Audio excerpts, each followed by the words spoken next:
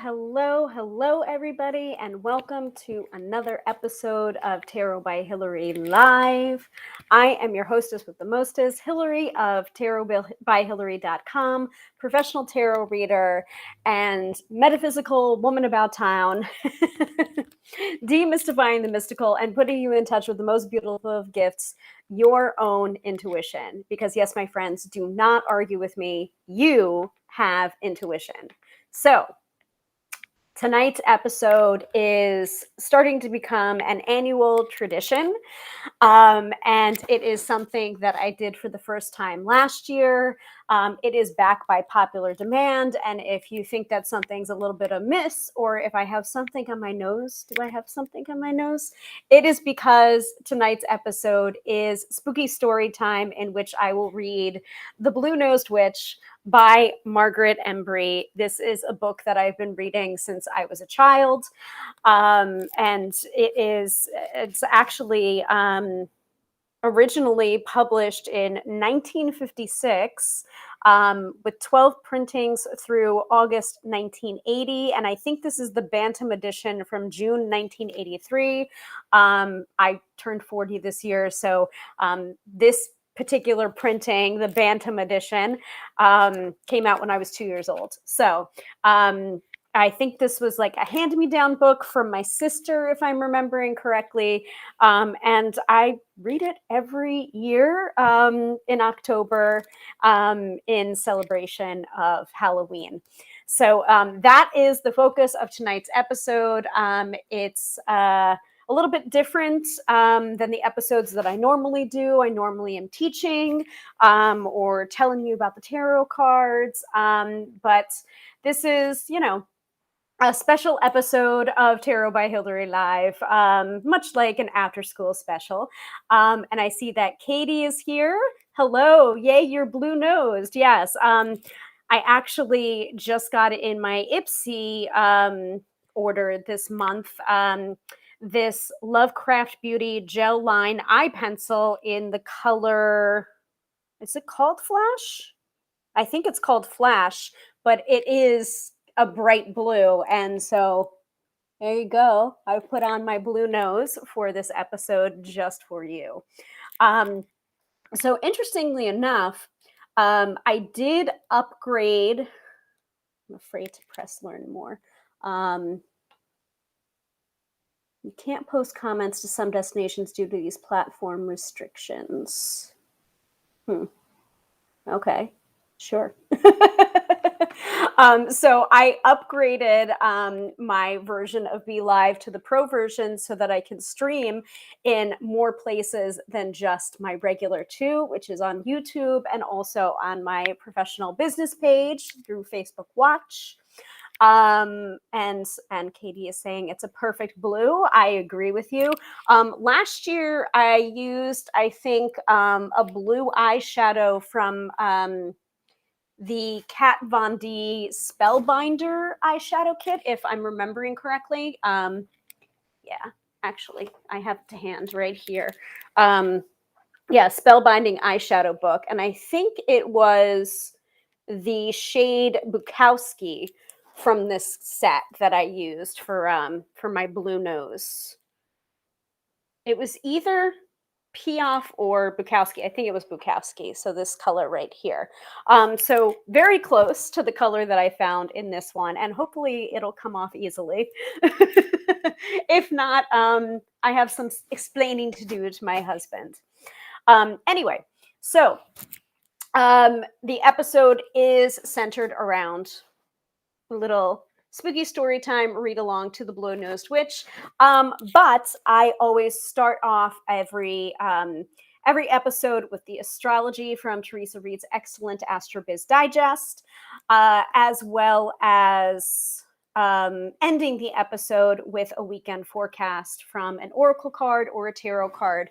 I have pulled out the Work Your Light Oracle deck for that purpose. So I took a look at some of the astrology for today, and apparently it's not a good idea for me to be online right now. And so we'll see how it goes. we'll get to that when we get to the astrology portion from the AstroBiz Digest in a couple of seconds. Let me, and Sindal is here. So, hey to you too. Welcome to the broadcast. I am going to double check my stuff, make sure everything is broadcasting correctly before I keep going. But it seems to be working over on my regular business page, maybe not for my personal page. Let's see. I don't know. I'm double checking. I'm doing both at the same time, so I don't know how dangerous a game I'm playing right now in the Mercury direct shadow period. I think it's working. Yeah, it looks like it's working. I don't know. We'll see. And I think we are good on YouTube as well.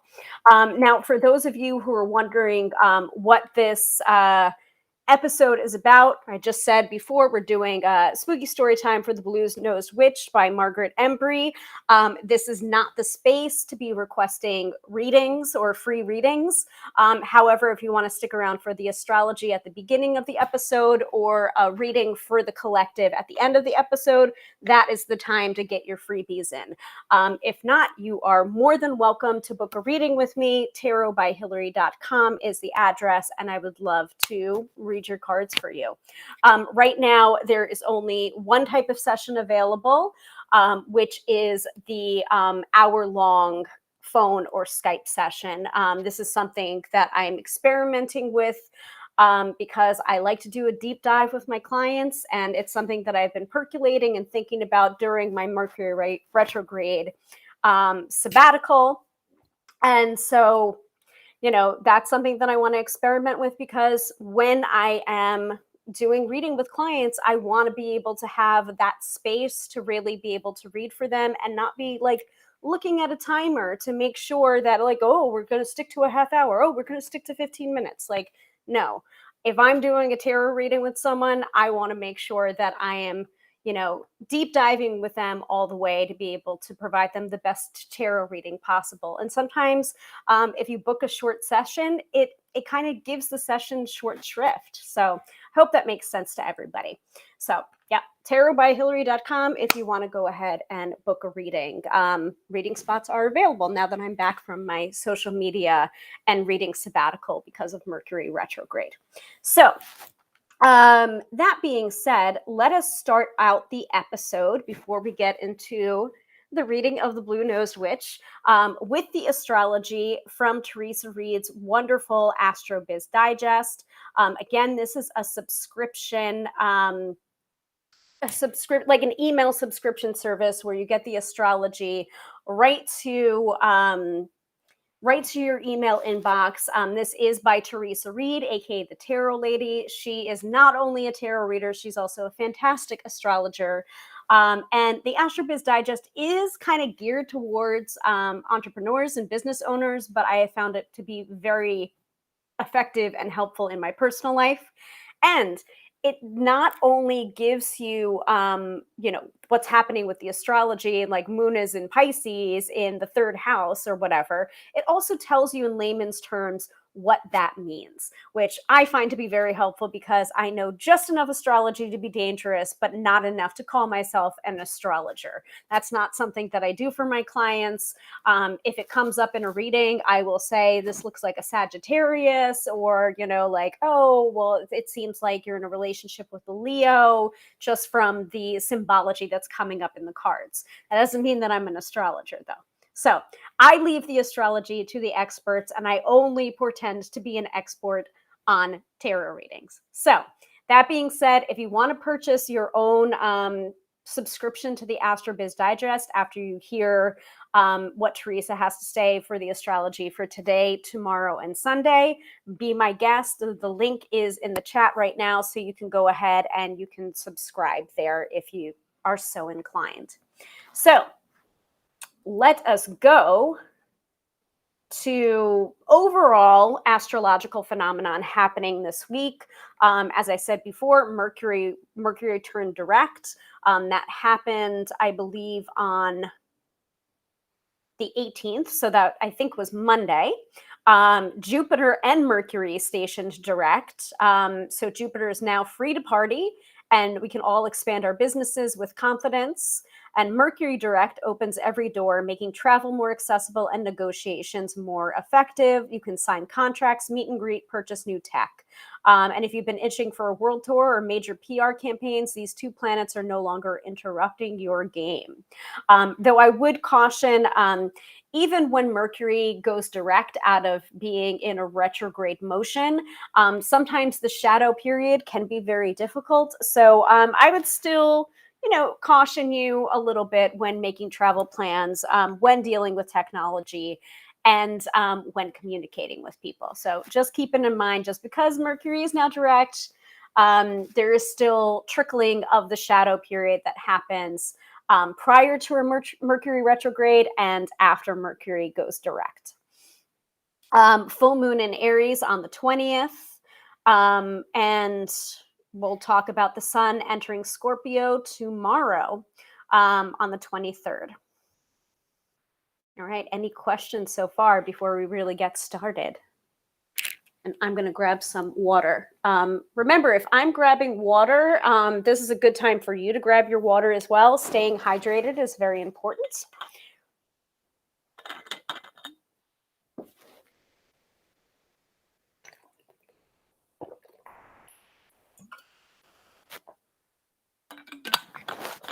Keep my big ass bottle of water to hand as I'm doing the or reading the astrology from Teresa. All right.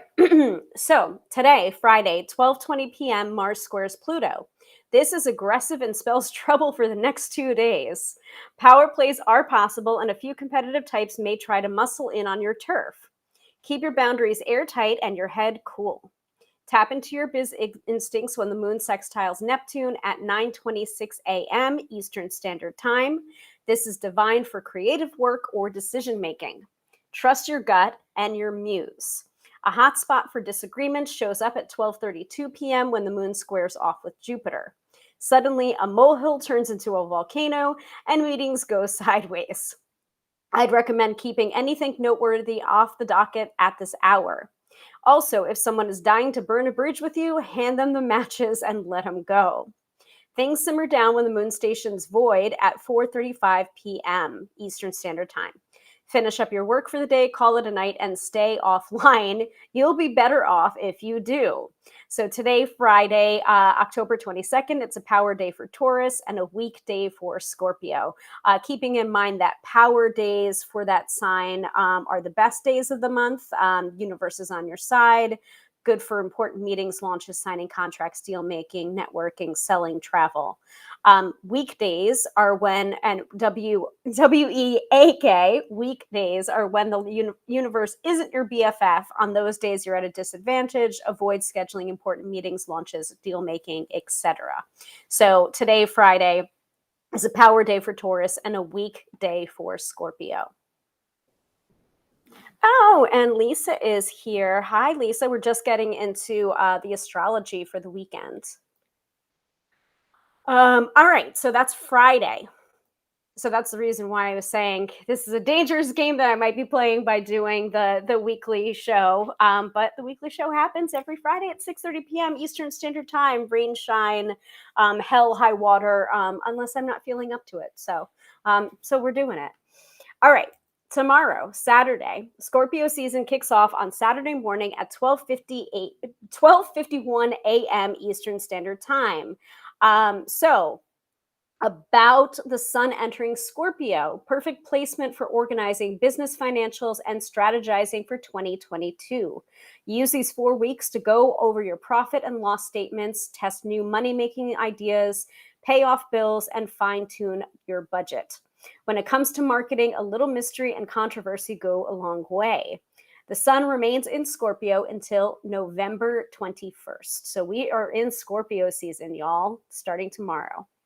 The moon will be in Gemini all weekends, which is so good for writerly tasks. And actually, my natal moon is in Gemini. So I'm very excited about that. It sounds like I'm going to be getting a lot of writing done this weekend. Clean out the inbox, write scripts, work on your marketing, update your blog. It's all good. It's hard to step away from your desk when the moon trines Saturn at 6:12 p.m. Eastern Standard Time, which is a fantastic transit for discipline and tasks requiring mental focus. If you work late, I won't tell. Sunday finds the moon trine Mercury at 6:17 a.m. Eastern Standard Time, perfect for putting out a newsletter or early morning conversations with your team. The evening is janky thanks to the challenging aspects between the moon, Venus, and Neptune, beginning at 5:42 p.m. Eastern Standard Time.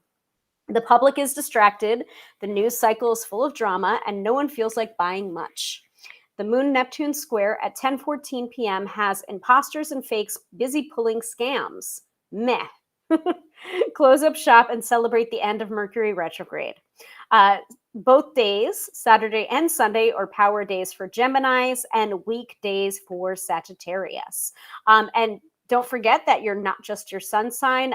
If you also like to look at your astrology for your rising sign, aka your ascendant, your moon sign, sun sign, please go ahead and keep that in mind for these power days and weekdays that I just mentioned. Lisa says, lots of writing happening. Totally. Awesome. All right. Okay. So that is the astrology from the AstroBiz Digest. I hope it helps to serve you. Now, normally I do open up for questions about the astrology for some of the other days of the week. But if you don't have that in mind, like if Monday was particularly bad, I'm pretty sure that's only because Mercury was stationing direct on that day. So there was still a lot of remnants of Mercury retrograde tomfoolery going on. But other than that, let me know if you want me to take a look at the astrology for any of the days other than Friday, Saturday, and Sunday, which I just mentioned. And if not, we will move on to Spooky Story Time, The Blue-Nosed Witch by Margaret Embry. So I'm going to pull up my widget. We're going to do the countdown widget for, let me spell and let me move my water bottle out of the way. Story time in, let's give it 2 minutes. And I'm going to drink some more water and also, leave time for people to ask me about any astrological tomfoolery that happened with them over the past week. And I will take a look and briefly tell you what was happening on Tuesday or Wednesday, any of the days that I didn't already mention, because I don't want to give it away entirely, because again, you can subscribe to the AstroBiz Digest for yourself. In fact, I would recommend that you do so because it is really, really helpful, even if you're not a business owner or entrepreneur.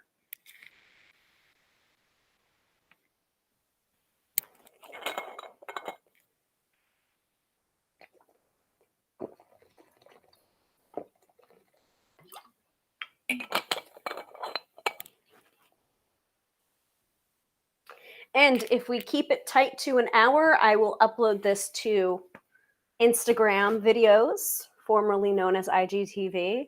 And if we don't keep it to an hour, I'm not gonna stress out about it. The replays will be up on Facebook Watch and on my YouTube channel.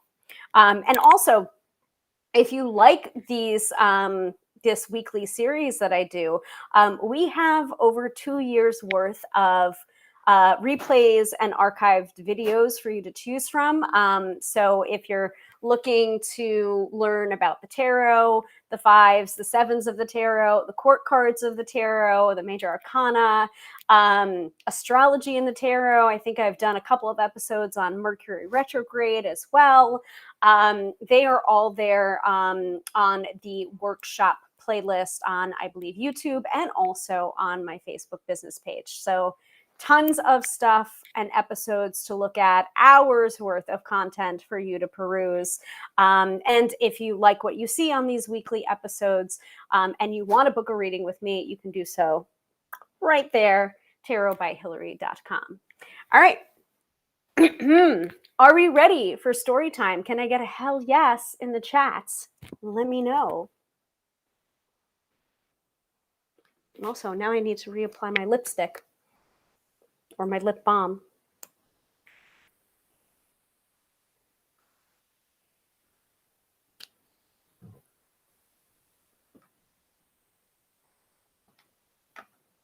And I was just saying at the top of the episode, if you started watching a little bit later on, I just upgraded my Be Live, which is my third party app that I use to display stuff like, you know, this, like our schedule for October.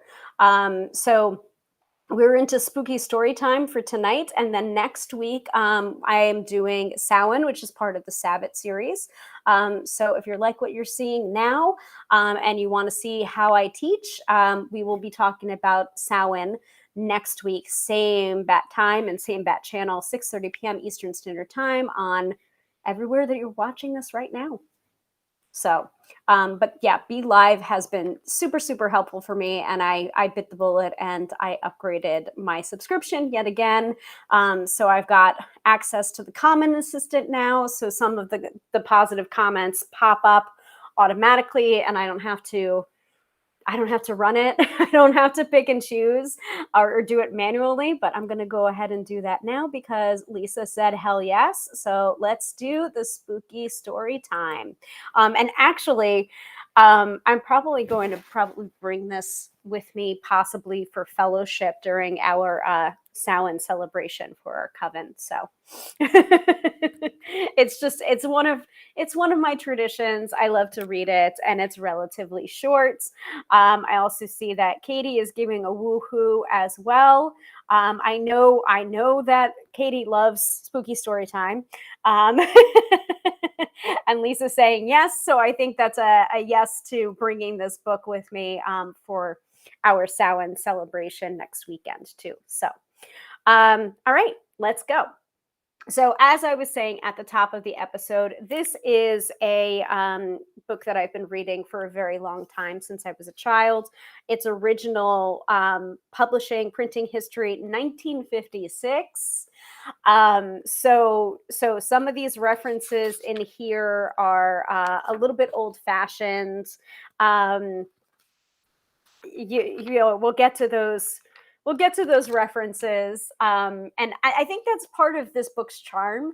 Yeah, Katie says, yes, I do. I love it. It's awesome. But yeah, I really think that that's part of the charm of this book is the old fashioned references. And, you know, they don't, let's just say, put it this way, they don't make them like this anymore. And I know that's a very very old fashioned thing to say, but hey, I did turn 40 this year, and I guess that's what I say, or what I think when I turn 40. I don't know, people change, right? Lisa says, I'm going to bring you your books back too. Yep, whenever you're ready or done with them, that's fine. We'll have a little book exchange. Yeah, and I have some more books too. So we'll have to talk offline, because I have a couple of copies of some very interesting books, and also I have reviewer copies of Tarot for Kids, and Carrie Paris's, I'm not going to remember the name of the deck. I think it's the Relative Tarot, if I'm remembering correctly. So like I've got a lot of work to do. All right. So, spooky story time. Let's go. Ahem. The Blue-Nosed Witch by Margaret Embry, pictures by Carl Rose. And I will try and show you the pictures, the illustrations as well. And also, one of my favorite things about this book is it has a little blue, and like, you know, the camera doesn't do it justice. It's like this kind of almost neon blue spot in the lower right corner of the book. Watch this. Oh, can't do it. Hold on. Let's see if I can do it this way.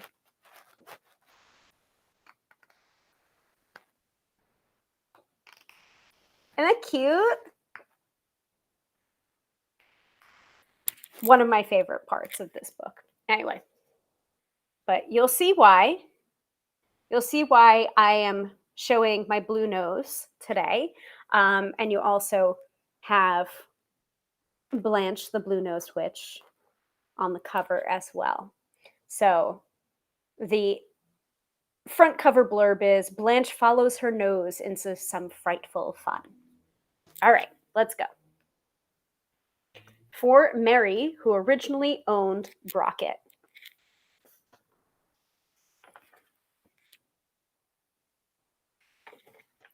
Not more than 4 or 5 Halloweens ago, there was a very young witch named Blanche who owned a broom, a black kitten called Brockett, and a bright blue nose. She belonged to a very special scurry of witches, scurry number 13, known in the best witch circles all over the country for its beautiful flight formation. The Grand Madame, who had been leader of the club for as long as any of them could remember, flew center front. She used a vacuum cleaner instead of a broom, and when she gunned her motor, it sounded as exciting as a fire siren. On the far right was Minnie Max waving her blood-red fingernails in the dark. They really did shine like rubies. And on the far left was Blanche's best friend, Josephine, who had long, yellow, fluorescent teeth that gleamed like stars. So here is Blanche hurrying to scurry number 13's headquarters. And you can always feel free to chat in the chat. In between and a little behind flew the 9 rather ordinary witches who were only expected to follow the Grand Madame's lead and cackle with horrid glee at appropriate times. At last came Blanche, usually far, far behind. If it hadn't been for her marvelous blue nose that she could turn on and off at will, she wouldn't have been allowed in scurry number 13 at all. Blanche was always late. She had good intentions and a dependable alarm clock, but somehow she never could get started any place on time. Blanche and I have that in common. Something always happened at the last minute to delay her. Brockett, the little black kitten, would run away, or Blanche would have misplaced her broom, or she would have to finish her comic, or have just one piece of bread and peanut butter and honey. You see, said Minnie Max to Josephine, Blanche is still just a baby, and she ought to be sent back to scurry number 2.5.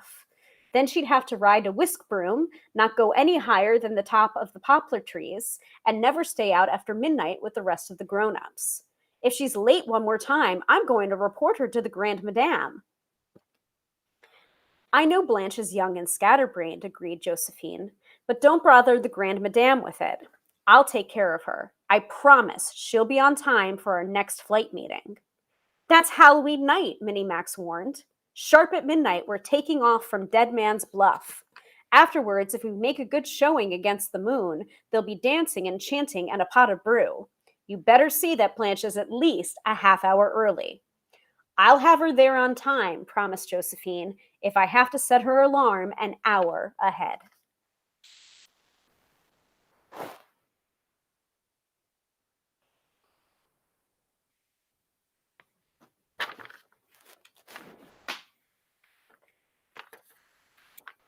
As it turned out, Josephine switched the clock ahead not 1 hour, but 2, just for good measure. That probably would have been all right, but Blanche herself, as she was getting ready for bed at noon the day of Halloween, had the same good idea. She wound her clock and set it ahead an extra hour and a half, and then just a little more in case Brockett would be hard to find.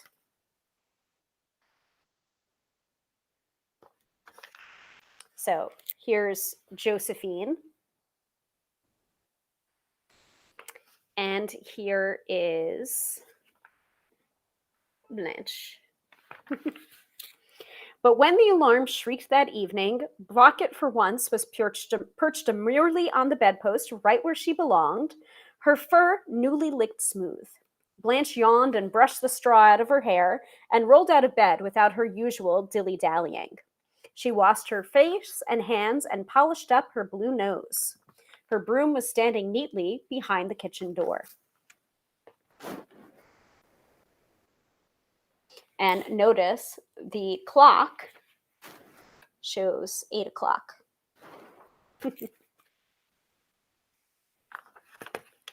Brockett hopped on eagerly without having to be coaxed. The clock said 12:15, midnight. Actually, of course, it was scarcely 8:30 when they padlocked the front door and poked the key under the mats. It's not very dark out, said Blanche to the kitten as they soared over town. We're probably much, much too early. Wonder if anyone is there yet. Blanche looked down below and saw a strange procession marching across along the sidewalk. She dived lower for a better view. There was quite a tall witch in the lead. Why, that looks like Josephine. But whatever is she doing with that crowd? And walking? Maybe her broom broke down. There were 3 ghosts, a pirate, a cowboy carrying a 6-shooter and a lighted pumpkin, and a gypsy with spangled earrings. Blanche settled down on the sidewalk and fell in step behind the tall witch. At once, she saw it wasn't Josephine. Oh, excuse me, said Blanche. I thought you were somebody I know. The tall witch turned and stared. She had a rubbery look to her face, and her hair was stringy and obviously false. Josephine was always so careful about her hair. Ooh.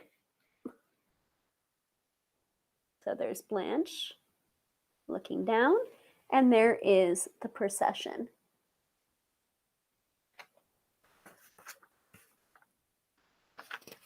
Hey, shouted one of the ghosts. Where did you get that blue light on your nose? That's really neat. The little pirate, pulling at Blanche's skirts, pleaded, Let me see it. Let me see it. How does it work? Asked the cowboy, setting down his pumpkin. So Blanche showed them. She made her nose glow bright and then fade palely away, then bright again and wink off and on like a turn signal. Gee, said the cowboy, that's swell. I didn't see anything like that over at the dime store. Where did you buy it? Let me try it, begged the pirate, pulling again. I didn't buy it, Blanche said primly, and I can't take it off and let you try it. But I'll do it again for you if you quit yanking my dress.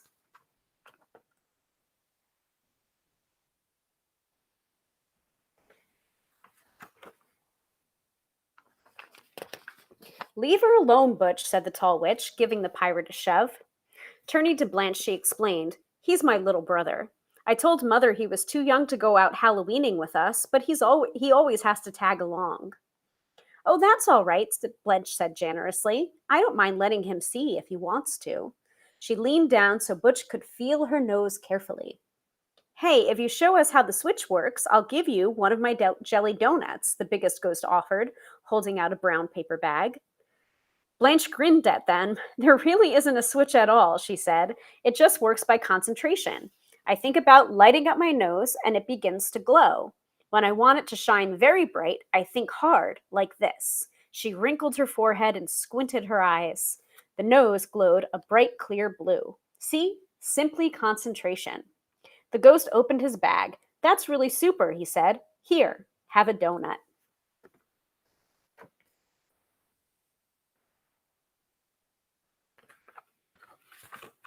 Blanche reached in eagerly. She hadn't had a jelly donut in weeks and weeks. Where did you get these? They're wonderful, she said, chewing happily. Over at Smith's. They have the best stuff. Last year it was caramel apples. Come along and we'll show you which house. Blanche trailed along willingly, with Butch the pirate holding firmly to her hand.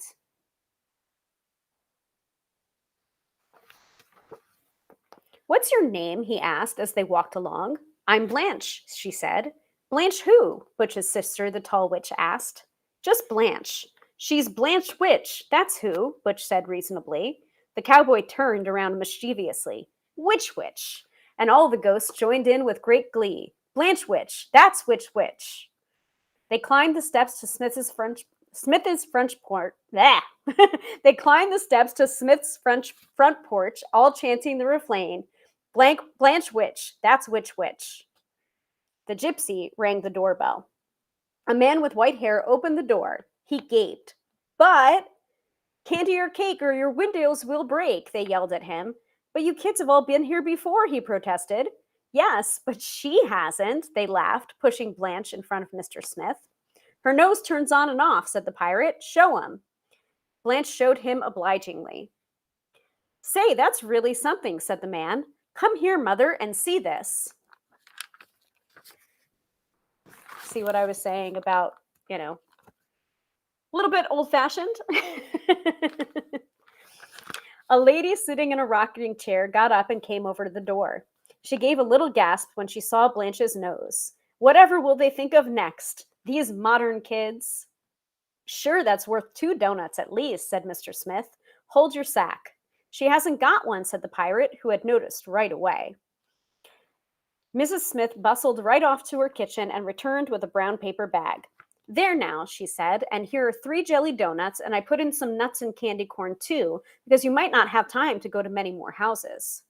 Thank you, ma'am, said Blanche, remembering her manners. And please, could you tell me what time it is? Her husband pulled out his pocket watch. Let's see, it's just 6.5 minutes after 9 o'clock.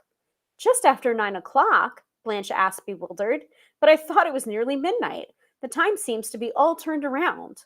It usually is on Halloween, laughed Mr. Smith. Anything can happen tonight. Well, good night, kids, and don't soap any windows. We won't, they shouted, racing down the steps. Good night, and thanks.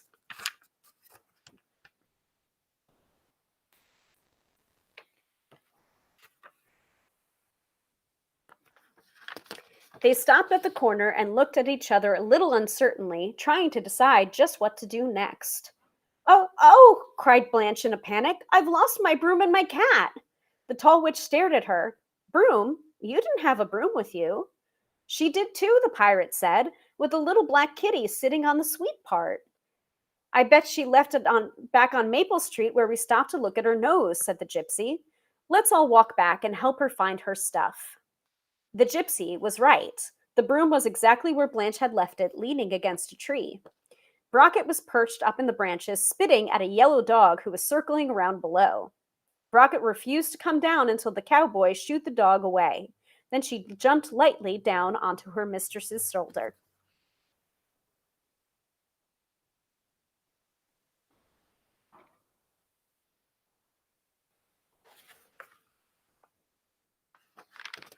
Blanche shifted the kitten to a more comfortable position and looked around happily. Well, what do we do now? There's plenty of time. I can only go one more place, said the short ghost, so let's hurry. Yes, we promised Mom we'd have him back by 9:15, said the biggest ghost. No, it was 9:30, said the middle-sized ghost.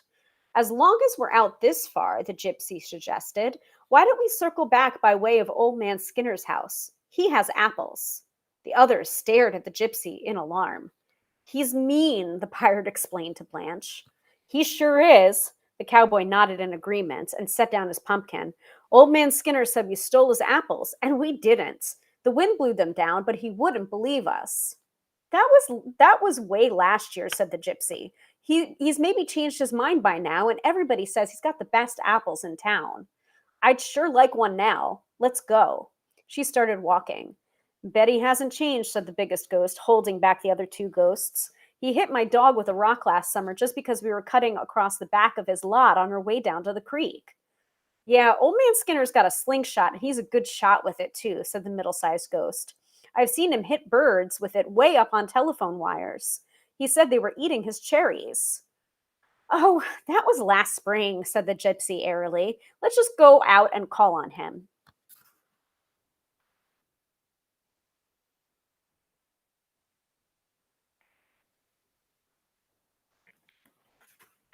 Maybe he's lonely, said Blanche. She was thinking of those apples. We can say trick or treat very politely, and maybe he'll treat for once. The cowboy picked up his pumpkin. I'm game, Blanche, he said. I'll go with you, but I can tell you right now he doesn't like kids, especially on Halloween. But he's never seen Blanche, the tall witch said. Maybe if he saw her wonderful nose. Yes, said the gypsy. Let's go out there and show him Blanche's keen blue nose. Then maybe he'll give us some apples. He's got some special good ones this year. I saw them on the trees. They formed another procession. Blanche was in the lead in this bunch. She carried her broom over her shoulder, with Brocket sitting in place on the end. The road was long and twisty. Blanche was limping a little before they got there. Her feet hurt because she wasn't used to walking so far, but she didn't let on.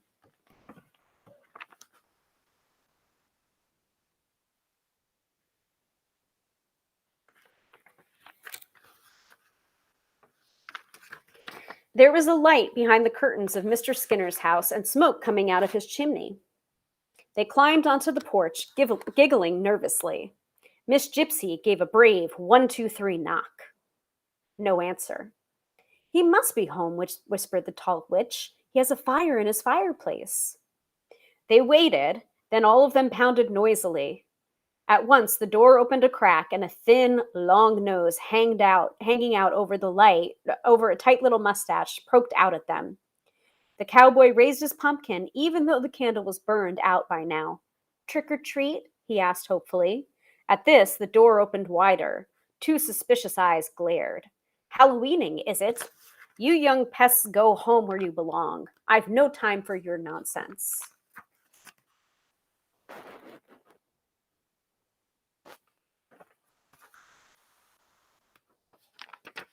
Please, sir, said Blanche sweetly, may we have some apples? Apples, snorted the man. He scowled at Blanche a moment, then said, Want some apples, eh? You wait right here. As soon as he had disappeared, the gypsy and the tall witch nodded, as if to say, Didn't we tell you? But the pirate said, Maybe he didn't go to get apples. Maybe he went for a slingshot. Shut up, Butch, his sister whispered. He's gone down to the cellar for apples. The gypsy shook her earrings and straightened her scarf. She wasn't so sure now. I want to go home, said the smallest ghost in a trembling voice. Yes, said the biggest ghost, shakily too. We promised Mom we'd be home with him by 9:15. At that moment, Mr. Skinner returned, holding a small cardboard box filled with some smallish apples. Gee, thanks, everybody said surprised as he handed the apples around.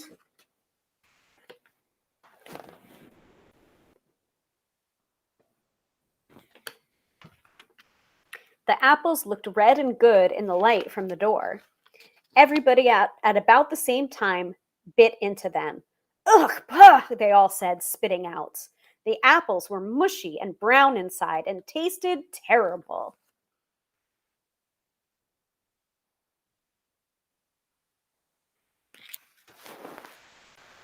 You came here yapping for apples, didn't you? Yapped Mr. Skinner. And I gave you apples, didn't I? What's the matter? Aren't they good enough for you? They were good enough last year when you came around and tried to steal them and broke all my tree limbs. No, we didn't. Honest, Mr. Skinner, pleaded the biggest ghost. And who stole all my green corn and frightened my hens so they wouldn't lay? And then you come around here begging for my good apples. Well, they're all picked and sold, so you could just go home or I'll... Flash your nose at him, whispered the pirate, tugging at Blanche's skirts. Scare him. Blanche winked her nose on and off venomously, but he just snorted at her and slammed the door. Why, he wasn't even impressed, said the gypsy in fury, and it's a perfectly frightening nose, too. Let's soap his windows, said the middle-sized ghost. Anybody got any soap? Too bad none of the kids carry it anymore, sighed the tall witch. It'd be good to have some in case of an emergency, like this. I know, Blanche whispered. Brockett, you do something. Up on that windowsill with you and give him the you-know-what. The black cat's eyes got yellower. Softly, she leaped up to the windowsill, then stretched up onto her hind legs and scratched with her front claws up and down the screen. It sounded worse than gravel being grated on a sidewalk and squeaky chalk on a blackboard.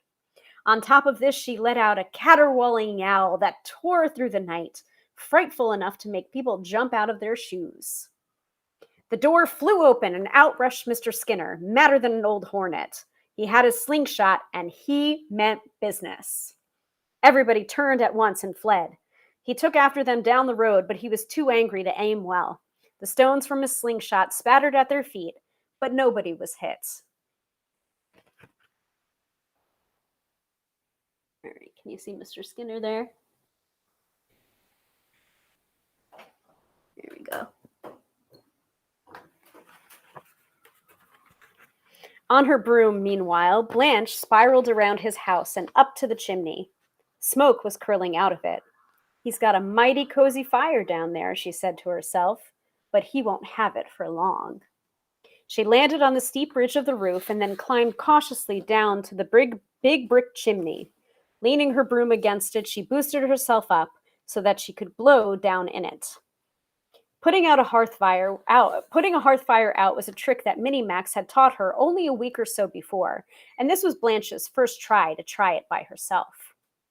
She took a big breath of air and blew down the chimney as hard as she could, thinking just the right words as she did this and giving each blow just the right swirl.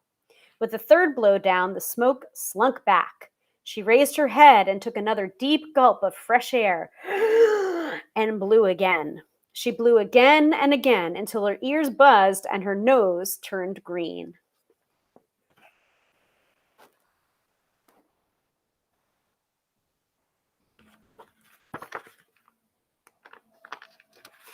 Down below, the smoke came out of the open door in a great cloud.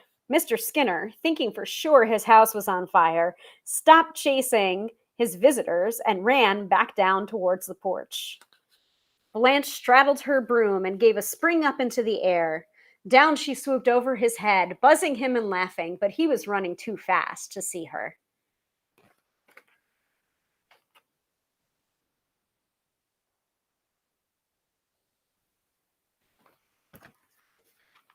She caught up with the rest of the crowd on the corner of Maple Street, where they had gathered around Brockett. The gypsy was trembling so much her earrings were jingling like sleigh bells.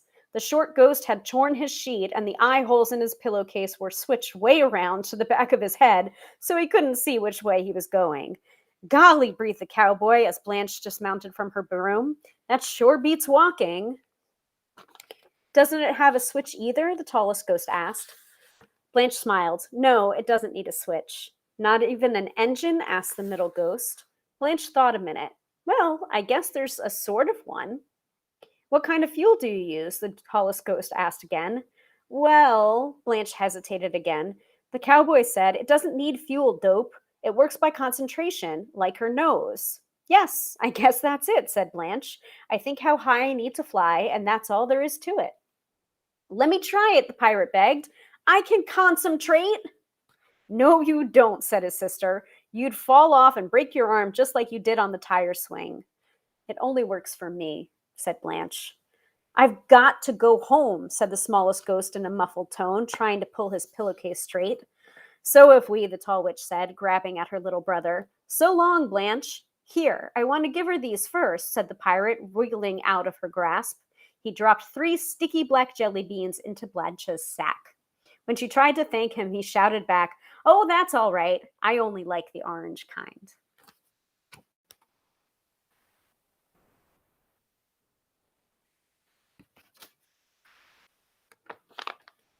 Blanche and Brockett soared over town again. The streets were nearly deserted, and most of the houses were dark. I can't understand why people always want to go to bed so early, just when things are beginning to get interesting, Blanche said to Brockett. If someone were only still awake, we could ring some more doorbells. A little further on, she looked down and saw a lighted house with several cars parked along the street in front of it. Look, maybe it's a party, and they might have some extra candy and nuts.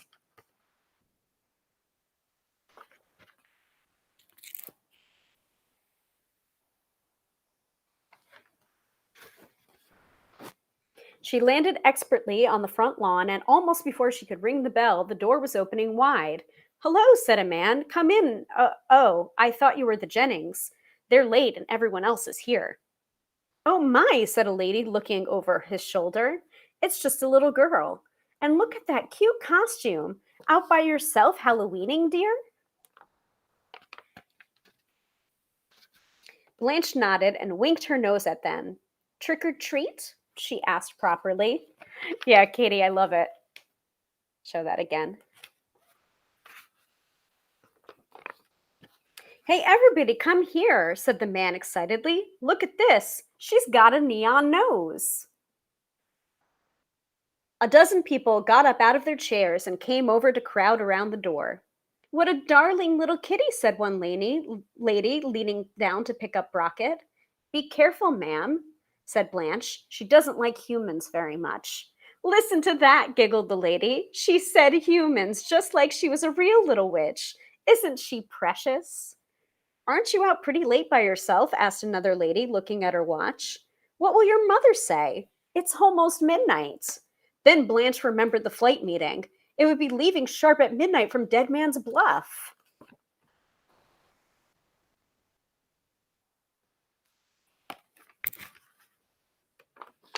Excuse me, everybody, she cried out. I've got to go right now. I'm going to be late again. But they made her wait while they filled her brown paper bag with chocolate mints, salted nuts, pumpkin seeds, and pretzels. Then they made her wink her nose on and off for them just one more time. Don't fall off your broom, little witch, said one lady fondly as Blanche ran down the front steps.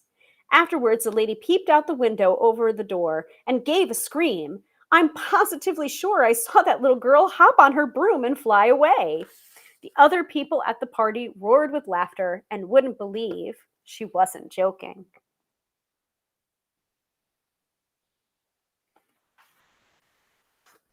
Aloft in the late night air, Blanche wasn't laughing. She was worried. It looked as though, after all her trouble in trying to get started on time, she was going to be late anyhow.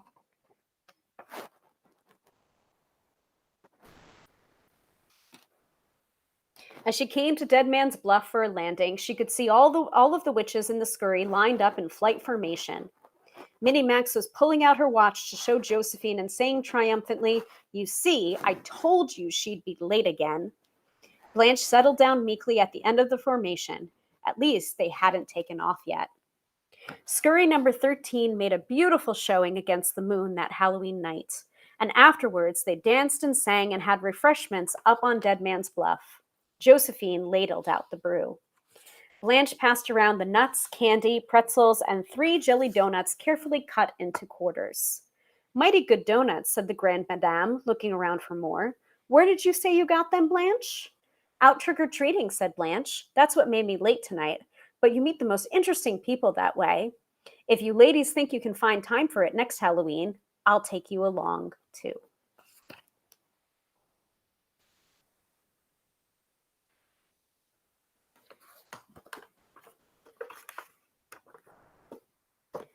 The end. I know. I love this book so much. And I know it's a little bit quirky and old-fashioned. Like Katie was saying, love the old-fashioned view of the suburbs and that little cocktail party, too. Like, clearly you can see the 50s-esque cocktail party going on there. I don't know if these are the original illustrations, though. It could have been the Bantam Skylark reprinting. Not sure. They seem to be the original illustrations, though, I think.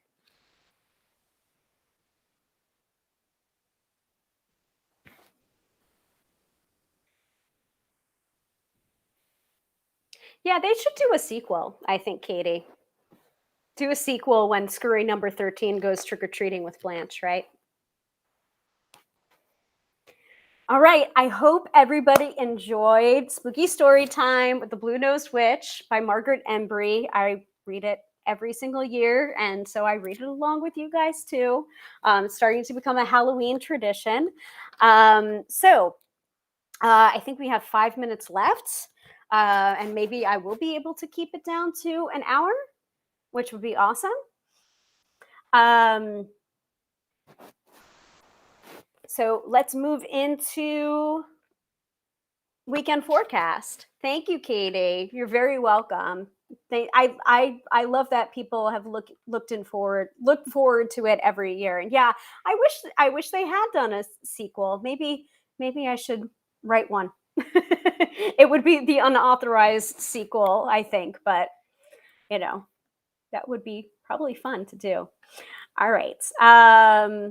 So let us get into the weekend forecast. I am going to keep an eye on the time and see if we can keep it to under an hour. That would be really cool.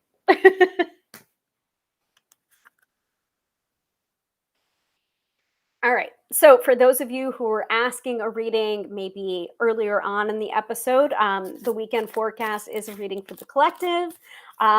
See what energies we've got coming up this weekend. And I am doing the card from the Work Your Light Oracle deck by Rebecca Campbell and Daniel Noel. So what do we need to know this weekend?